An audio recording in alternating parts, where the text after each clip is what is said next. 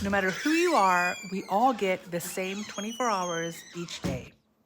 Good morning. The question will always be, how are we going to use that time? This is what college really looks like for a single mom in her 40s. All right, let's start this day.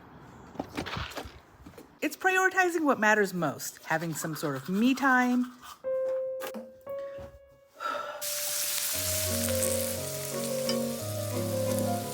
then taking care of my son with breakfast,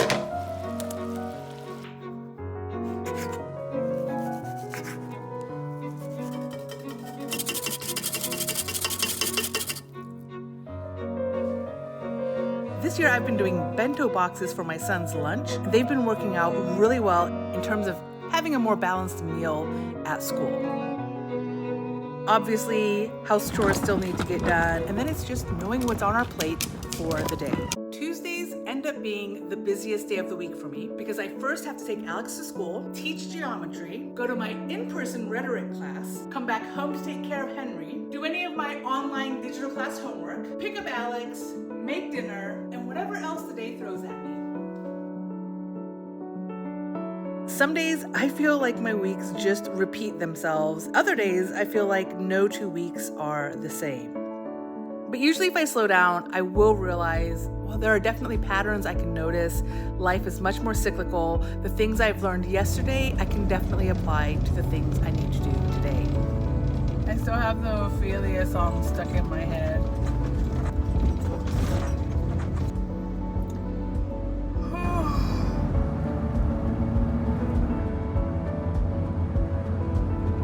My first task of the day is teaching geometry to my son's homeschool co-op. I'm glad it's a small class because I can go at their pace, but also because I can better tell if someone is needing more one-on-one time. This class ends at 11, and by that time, I am all talked out, but my day is far from over. I switched from teaching geometry, which is a very logic-based subject, to taking my college rhetoric class, arguably a very wannabe logic-based subject. I usually have a few minutes before class, so in addition to getting my Starbucks, I do what I know I shouldn't, especially before a rhetoric class, which is listen to some news. We're going to update you on the ongoing government I shutdown. really just need to listen to classical music or something much lighter. Whew. We are done. I'm so done with people by the end that when I get home, well, this is what I do until it's time to pick up Alex. I'm honestly so blessed to be a mother and being able to take care of my small family, but Tuesdays and sometimes Thursdays, after classes, Alex is also usually all peopled out. So at most, I might stress him on some Japanese, which I'm teaching him this year as his foreign language, but otherwise, it's cooking dinner, small chit-chat, and we kind of go off to our own corners of the house.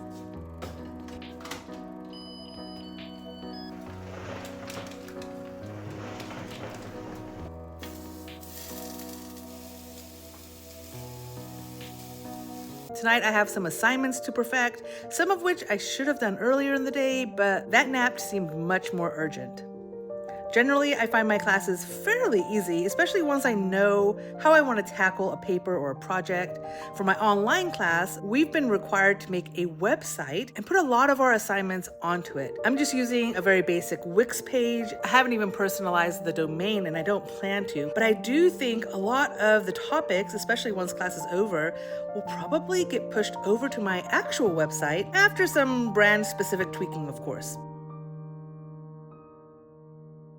I'm taking 4 college classes this semester, and generally I knock out all of my assignments for the week on the weekend because during the week I get very overwhelmed and busy. But this is my one class where I'm usually not told until Monday what's due for the week, which means I generally can't do a lot of the assignments on the weekend. The irony is that this is an online asynchronous class, but it's the one class where I feel the least control over when I can complete my assignments. And after all that, I'll shut it all down and listen to an audiobook until my mind and body is ready to let me actually fall asleep. hopefully refreshed for the next day's adventures.